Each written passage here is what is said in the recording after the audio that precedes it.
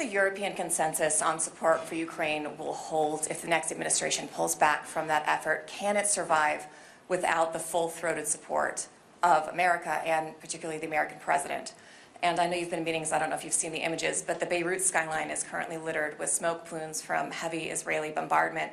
Can you confirm the U.S. was only informed of that operation after it was in progress? And I'm wondering why the U.S. hasn't been able to be more influential in guiding Israel's actions in these conflicts. At this point, does the U.S.-Israel alliance benefit Israel more than it does the United States? Thank you. Thanks. Let me take the second part first. I'll come to Ukraine and Europe in a minute.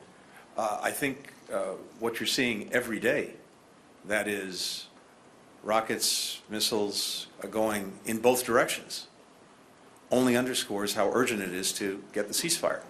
And it's why we've been working so intensely on bringing it to conclusion. That's the single most important thing to make an immediate difference, to stop the rockets and missiles from flying, again, in both directions.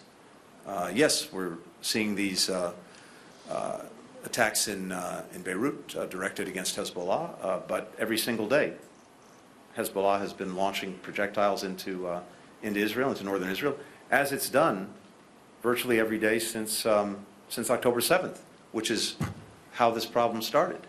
Again,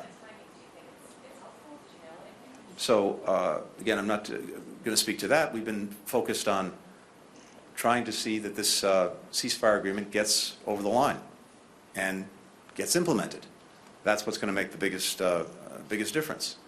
Look, we've been very clear also from day one that for the United States, we have a number of objectives in the Middle East. One is to make sure that we do everything we can to support Israel in its efforts to make sure that October 7th never happens again. Second, to do everything we can to make sure that the conflict doesn't spread. We don't have more open fronts, more open conflicts, which will simply endanger more lives and more livelihoods and create more suffering. And we've had some significant success in actually doing that, despite many, many challenges and many moments when this easily could have escalated into a regional war. And third has been to do everything we possibly can to help people who are caught in the middle of this horrific crossfire. Crossfire instigated by Hamas on October 7th. And that goes to the work that we've done on getting more humanitarian assistance more effectively to people who need it, to trying to get better protections for civilians who are caught in this. And while we absolutely must see more done on that front, it's also fair to say that what we've seen to date would not have happened without U.S. engagement, without U.S. determination. So we're intensely focused on this. We will be till the last day of this administration. On Ukraine and on Europe, look, what I continue to hear, I came from NATO meetings not so long ago, a few weeks ago, G20 meetings, and particularly here at the G7, is enduring European support for Ukraine. I also believe that's reflected in my country because we have a bipartisan majority in both houses of Congress who supported the supplemental budget appropriation for Ukraine.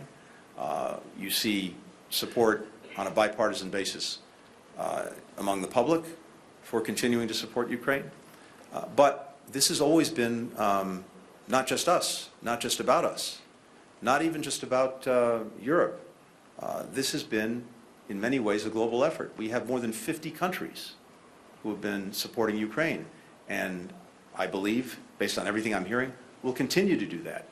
And what we're determined to do in the remainder of this administration is to do everything possible to ensure that Ukraine has what it needs to be able, as I said, to fight through 2025 if necessary, or if there's a negotiation, to be able to negotiate from a position of strength. And much of what we're doing now, working in close coordination with allies and partners, including through the G7, is on these different lines of effort to make sure that we're moving out and moving ahead. Again, money, munitions, mobilized forces, and the training and support that they need. All of this